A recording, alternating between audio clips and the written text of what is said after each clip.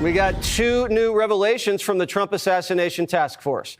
According to their report, the Secret Service agent who spotted Ryan Ruth in the bushes outside Trump's golf course was only 5 feet away when he opened fire and missed him.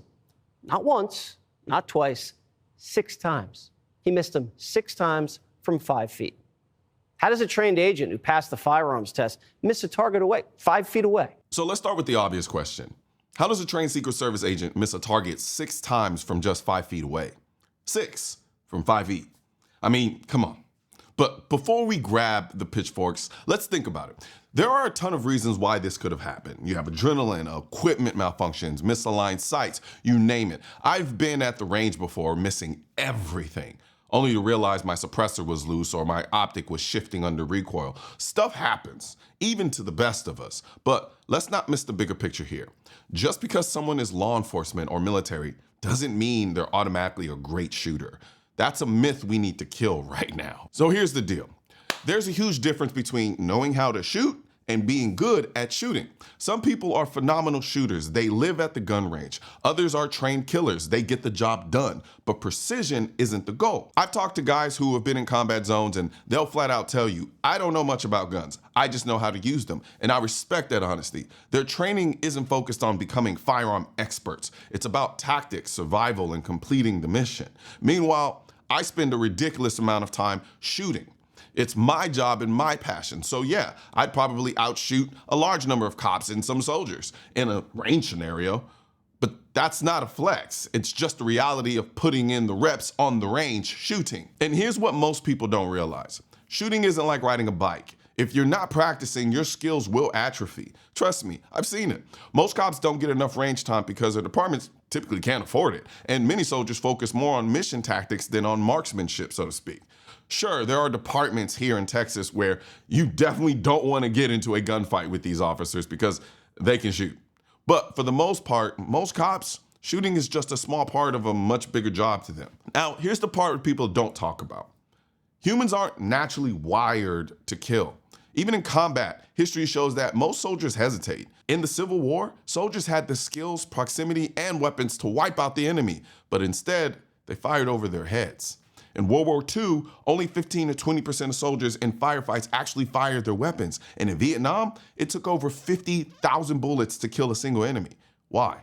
Because even when your life's on the line, the human instinct to not kill is still pretty damn strong. The military figured this out and started desensitizing soldiers to override their conscience. But even with all that training, hesitation still happens. Shooting paper at a range is one thing. Pulling the trigger on a living, breathing person, that's a whole different game. So when I hear about this Secret Service agent missing 6 times from 5 feet, I'm not as shocked as I should be. Maybe it was stress. Maybe it was equipment failure. Maybe it was that human instinct kicking in. Combat shooting isn't just about hitting a target. It's about overcoming adrenaline, stress, and your own consciousness. Even for someone trained to protect the president, that's easier said than done. Now, at the end of the day, this story is a reminder that shooting well under pressure is a skill that requires constant practice. And even then, it's not guaranteed. Just because someone wears a badge or serves in the military doesn't automatically make them a great shot. Proficiency takes time, training, and consistency. And even with all of that, sometimes the moment of truth doesn't go as planned. But damn, 6 shots, 5 feet? That's wild. What's also wild is that you haven't got you a pair of these, the AKT1 Blackout. These are my favorite. I love these things.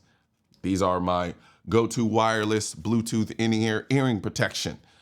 Essentially, they allow me to enjoy all the aspects of shooting in terms of protecting my hearing while also being able to listen to music, which I like to do a lot when I go shooting, or even take a phone call. You know, sometimes you're on the range and a phone call comes in, you can't really take it because there's people going pop, pop, pop, pop, pop, or pew, pew, pew, pew, pew. Yeah, well, on these you can take them and be able to protect your hearing all while you're doing it. It's just awesome. It also has a rating of 25 dB NRR, which personally, I think is great for outside. If you're inside, I still would recommend doubling up with the AKT over the ears. And I mean that for any in-ear hearing protection, just because the reverberations from inside can kind of exacerbate the sound a little bit. But these, I love these so much. These are my favorite piece of range kit. flat out. I actually look forward to having to use these just because, like I said before, I like to listen to music while I shoot, while also still like to be able to hear what's going on around me, which the pass-through allows me to do that. And then on top of that, it has active noise blocking. So any decibel level that's above hearing safe shuts it down. It's just doing so much while you're shooting in such a great and seamless way. I freaking love these. I love these. I just do. Sorry to go on this rant, but if you're interested in getting you a pair, I'm gonna put a link in the description section, the AKT1 Blackouts. Yep, go do that now. One thing's for certain and two things are for sure. Politicians and tech giants don't want gun content to be recommended to you. And we're all fighting this culture war together. Now you can help do your part by liking, commenting, subscribing to the channel, but most importantly, sharing this video with at least one person. Together we can stop the suppression of our 2A rights. And don't forget to click the link in the description section of this video for the products that I mentioned in this video.